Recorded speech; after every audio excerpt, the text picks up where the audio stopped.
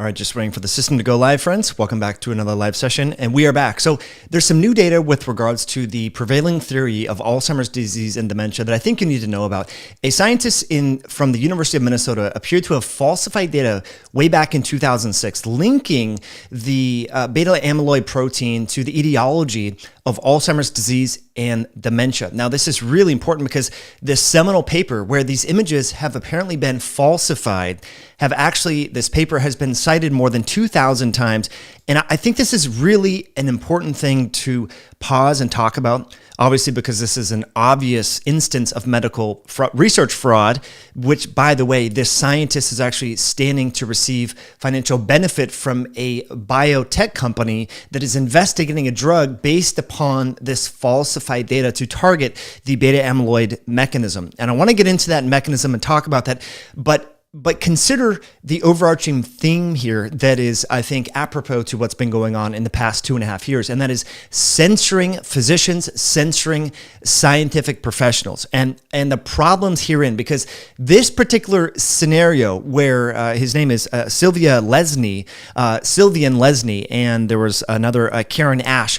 The reason why their lab was first sort of investigated and this paper was given a more scrutinous look and evaluation, which led to a lawsuit and legal action and so forth, is because peers were able to peer review the scientists, and there was open communication and open ability for peers to actually look at what's going on here. And unfortunately, over the past 2.5 years, that has been stymied, that has been silenced, where we have Twitter that are censoring physicians. Carl Ebenstein, I think was his name. He is the director of the evidence-based medicine over at Oxford. His own study, which showed that face masking by the general public that actually did not statistically significantly block transmission of SARS-CoV-2, his own study was censored on Twitter, okay?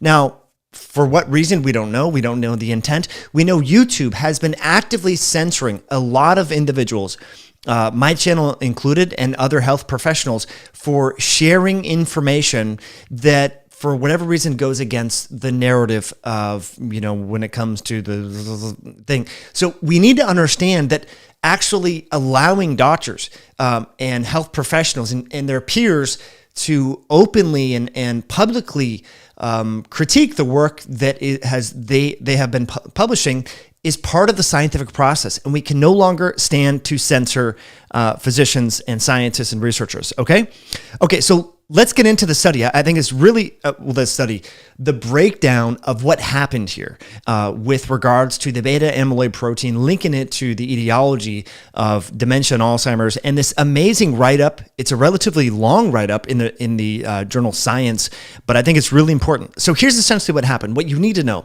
a scientist who goes by the scientist named Sylvian Leslie of the University of Minnesota appeared to falsify images linking beta amyloid protein AB56 to Alzheimer's disease and dementia. That was published in a landmark 2006 paper that has been since cited some 2,000 times.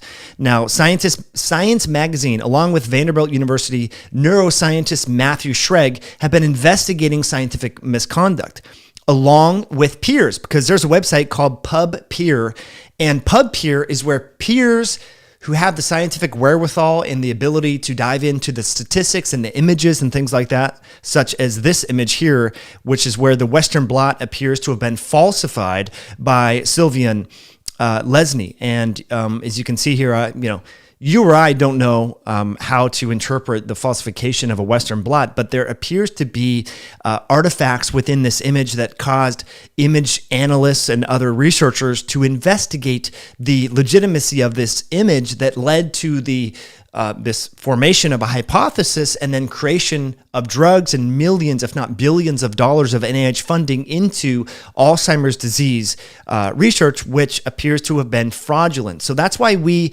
need communication in science. That's why we don't need tech companies censoring doctors and scientists. We need to have open communication, and we need to be able to criticize these things and look at the data and so forth. And so really, really important stuff, okay? Now, friends, I do want to say thank you for being here. Thank you for hitting that like button. I'm going to get to your live questions, but I would like to see if you have any comments in the chat. Leave them there. That is always very helpful. And also, I want to thank our friends over at goodidea.usa. Good Idea is an amazing drink that's a branched-chain amino acid complex paired with chromium and vanadium and other nutrients that can help support your metabolism. So look, I know you've been invited to barbecues and cookouts and things like that, and some of you don't want to drink alcohol like myself. You want to feel good and wake up and not be hungover and things like that. So you should bring a Good Idea with you because, again, you're getting leucine, isoleucine, valine, healthy branched-chain amino acids that can stimulate muscle protein synthesis without, tweaking, your blood sugar and things like that. Actually help support healthy blood glucose metabolism. So check out Good Idea. They have an amazing drink here that is sugar-free, that's alcohol-free, that's carbonated, and again, has branched-chain amino acids that help support muscle protein synthesis. So check them out. Links will be below, and we're going to talk more about that a little bit later. But these papers, I think, are really interesting. And just before we continue on, it's important to understand that this is not a new theme. This is a different drug and biomedical category, i.e. dementia and Alzheimer's. But we've actually seen this is a similar sort of paradigm that we've seen. It's a similar situation that we've seen with other clinical indications where we've seen sort of in the sugar industry, where Harvard scientists were actually paid to say that it's actually dietary fat, not sugar, that is driving obesity and various issues. Now, we since now know that, of course, sugar is much more problematic, in context compared to dietary fat when it comes to exacerbating or worsening metabolic disease. And we know that Ansel Keys and others have proclaimed that lipids are what are driving cardiovascular disease. And so then there was a drug, the statin class of medications, simvastatin, lovastatin. There's all sorts of medications within this that have been top-selling medications. Billions of patients throughout the world have been put on these medications. And we have data from the Journal of the American Medical Association finding minimal, if any, protective benefit when it comes to reducing primary events like having a heart attack or having heart failure, right? So we've seen this sort of a similar trend occur. We saw this with the cigarette industry, where an expert was paid to say that smoking cigarettes is not really as bad as you think. It's okay. There's pictures in advertising of mothers giving their children Coca-Cola because that's what you do. Is you're a good mom, you give your child Coca-Cola. And here we are again. Now talking about fraudulent medical research when it comes to the etiology of a disease that is very devastating to a lot of people, and that's dementia and Alzheimer's disease. So this should be front page news. And this, my friends, is why we can no longer censor doctors and scientists, because we need peers who are able to understand things like, probability and odds ratios and number needed to treat, deaths per million, deaths per thousand, all these things. The doctors that have spoken out about vaccines and other things, they've been censored online. Doctors that spoke out about masking, about the silliness of universal masking. People are not wearing masks properly. They're getting... we've talked about masks a million times, right? But if you criticize that and you said, hey, why are we masking children? Most children have antibodies. What are we doing? Well, you got criticized. This false dichotomy of if you criticize masking, you must want people to die. You must be actively promoting genocide. The thinking has been terrible. So we need to learn from these instances and learn to think better and also be more critical and allow people in the scientific community and doctors to not be censored for speaking out when they see something a little bit fishy, okay? That is the big picture. Okay, so let's dive into the details. We're going to spend about 5 minutes and I want to get to your live questions. So Sylvian Lesney of the University of Minnesota and Karen Ash highlighted work from her lab to form a hypothesis called the beta amyloid AB56. So isolating this species from a transgenic mouse model and injecting it into younger rats caused them to start exhibiting memory defects in turn. Now, that's the kind of smoking gun you want to see. I'm reading to you verbatim from science.org. Especially in a field as murky and tangled as this one. That paper has been cited well over 2,000 times since then, and Lesney has produced a large number of papers following up on this idea and its ramifications. He's running his own research lab now, and is actually part of a company called Cassava Sciences, where they have a drug called simulfilan, and that would lead him deeper into amyloid research, and he actually has some stock and short stock within the company. Okay, so it was a University of Vanderbilt scientists and others on PubPeer who found what looked like a long trail of image manipulation in Lesnie's papers, particularly the ever-popular duplication of Western blots to produce bands where you need them. So there was some falsification of these images, which is completely anti-science, of course. Now, they go into all the details of these and the different bands and their exact, there's some noise there and some artifacts that aren't normally there and such. And that caused a whistleblower to report this to the NIH and other editors of journals where this was published and reported. And this has been flagged with expression of concern while it's being investigated. Now, this matters because fraudulent research has been used to promote experimental drugs for Alzheimer's disease that are very expensive and apparently don't really do a whole lot in terms of symptoms. There's a drug, as I mentioned, simulfilam, and the company is, again, Cassava Sciences. And it targets this beta amyloid protein. And the attorneys for the company say that there's been, no nefarious intent of manipulating data and things like that. No fraudulent has been performed. But again, here's the Western blot of the beta amyloid, which was apparently allegedly falsified and so forth. So. Others and Schlag have been diving into this and have flagged this as possible scientific misconduct.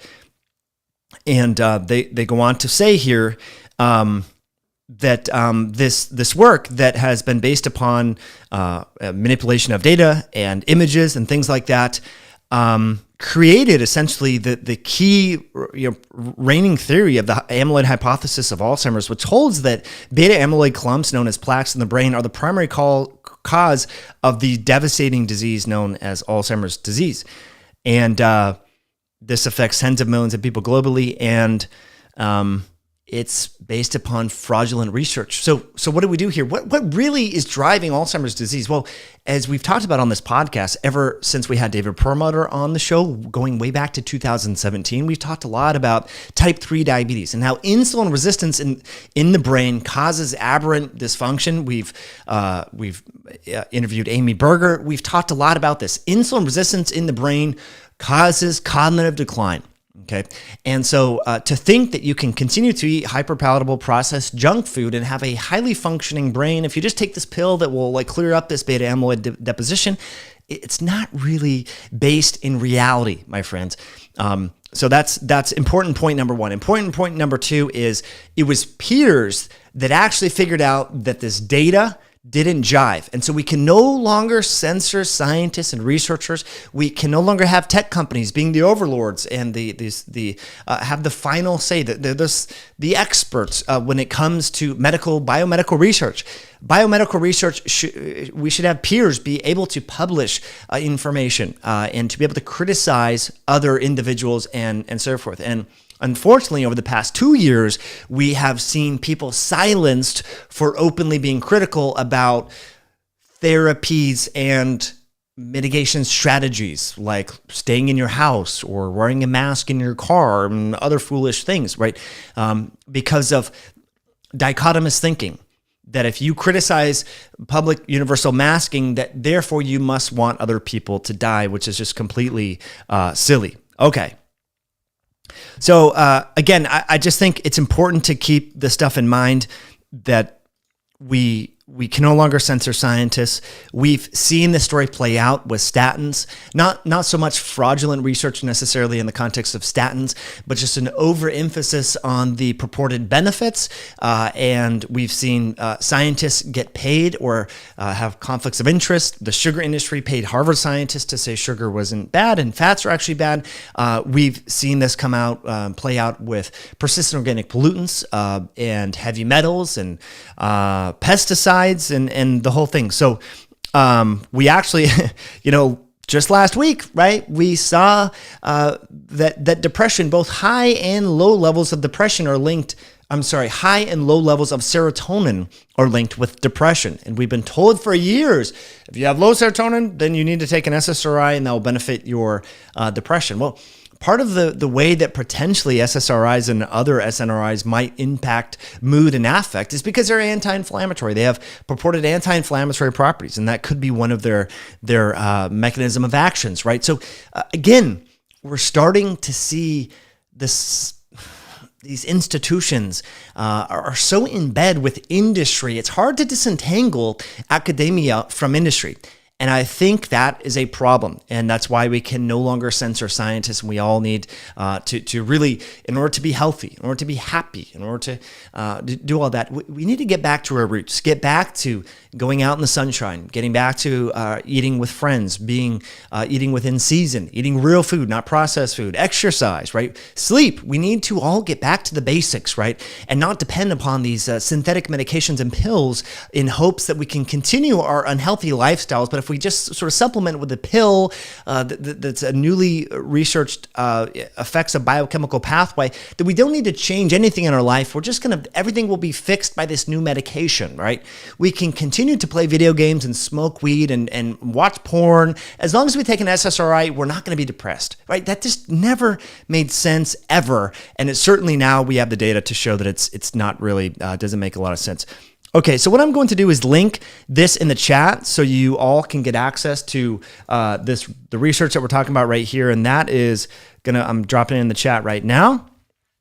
Okay, and then I would like to get to your live questions, friends. So anything metabolic health, anything weight loss, nutrition, metabolism, society. Let's get to some live questions, friends. What do you all have? What do we have? Oh, I forgot. We're going to talk about monkeypox. Okay, so my friends, remember, about 93% of the U.S. adult population has poor cardiometabolic health, but we need to talk about that. There's been one confirmed death of this new wave of monkeypox. So I think we should all stay in our homes. What about you? I mean, this appears to be an STD, a sexually transmitted disease that disproportionately impacts homosexual men. But you should probably continue to wear your mask in your car, even if you're not a homosexual male. If you have you're in a stable relationship and you're monogamous, we should all wear our masks again, right? Because there's been one confirmed death in Spain. This is making national news here. Of course, I'm kidding. We should focus on metabolic health. We should focus on obesity. There's 200 million adults here in the U.S. who have cardiometabolic disease, and these people are still shopping at Chick-fil-A and in the Jack in the Box, right? But the media, they cannot stop talking about monkeypox. It's crazy. Okay, let's get to some of your live questions here and talk a little bit more about things. And friends, again, if you're here live, thank you for that like button. Right now, just go hit that like button. If you have a question in the chat, please let me know. It's great to connect with you right here. So let's talk about stuff. What do we got? Question wise, pop out the chat.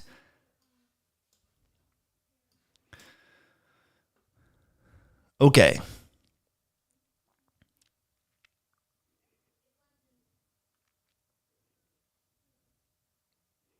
All right. Who trusts the medical community now? Yeah, that's a good question. Okay. Brett says, science must be vigorously challenged to determine the strength or validity of any hypothesis. Absolutely. It should be challenged. And that's why why were we censored on social media for saying, wait, we're all wearing our masks in grocery stores? A handkerchief? You're wearing a handkerchief in a grocery store? You think you're saving the world? Anyway, you all know where that stands. Okay. Joseph Jones says, put a mask around your bottom to prevent the monkeypox. Yeah. This is an STD. Let's be real. Let's call a spade a spade. Now, does it mean that we don't care for people who get an STD? Of course, right? We need to educate them. We need to talk more about this, but it's clearly an STD. I mean, that's what it is. Okay. So let's talk about preventing STDs with condoms and various things, but let's also talk about, people are eating 3 times a day. let's talk about eating healthier food. Let's talk about losing a little bit of belly fat. Let's talk about exercise, right? Hundreds of millions of Americans have poor cardiometabolic health, and no one seems to give a flying you-know-what, okay? Let's talk about that.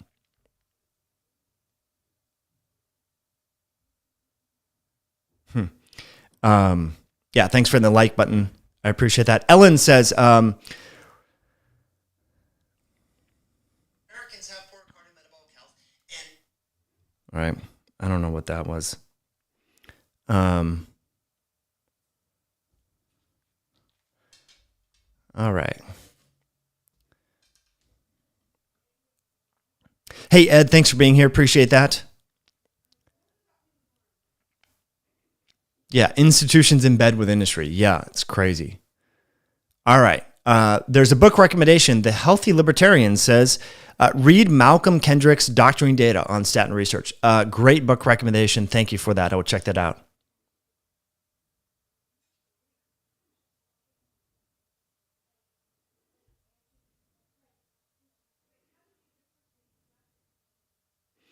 Okay, Brett says, is monkeypox coming back or resurfacing in part due to depressed immune systems from the last 2 years?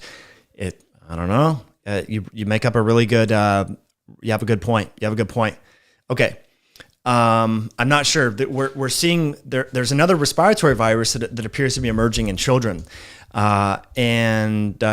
I think we have some sick people. We've made people sick by encouraging them to stay home and social distance and eat junk food and order Uber Eats. Okay. Jason says, what's the word eat under your short? Eat like your life depends on it. Eat like your life depends on it. We do sell that over at myoscience.com. Check it out, myoscience.com. Thanks, Christian. Okay.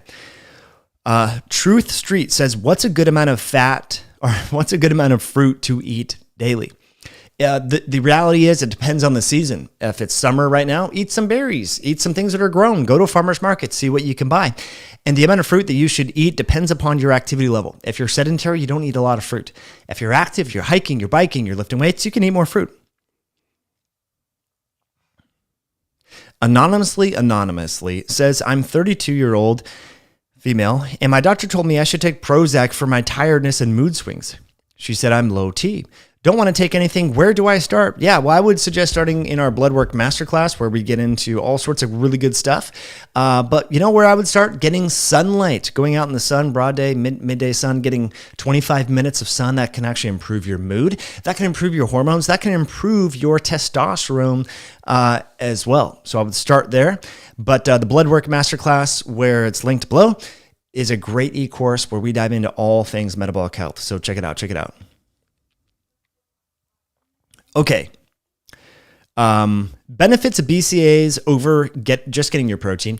Just getting your protein is more important than branched chain amino acids. Branched chain amino acids, with our friends over at Good Idea, these are nice because they're convenient. You don't have to eat a steak. It's more about having a social drink, having something that's convenient, on the road, at a party, at a barbecue where you don't want to drink alcohol, but you want to hold something. You don't want to drink out of a plastic water bottle. Check out our friends over at Good Idea. But that's a great question. All right. Eat like your life depends on it. Love it. Yes, we sell those over at myoscience.com. Check it out. Someone says, I